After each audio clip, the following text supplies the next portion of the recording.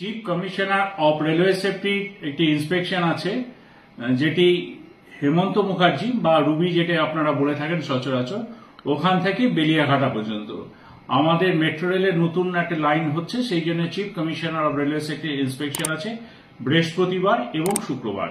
সেই জন্যই আগামী বৃহস্পতিবার অর্থাৎ 28 তারিখ 28শে মার্চ এবং 29শে মার্চ শুক্রবার, এই দুদিন হেমন্ত মুখার্জি রুবি থেকে কবি সুভাষ অরেঞ্জ যে লাইন আছে আমাদের, সেই সেকশনে কোনো মেট্রো চলাচল করবে না। মেট্রো পরিষেবা বন্ধ থাকবে আগামী বৃহস্পতিবার অর্থাৎ 28শে মার্চ এবং 29শে মার্চ শুক্রবার।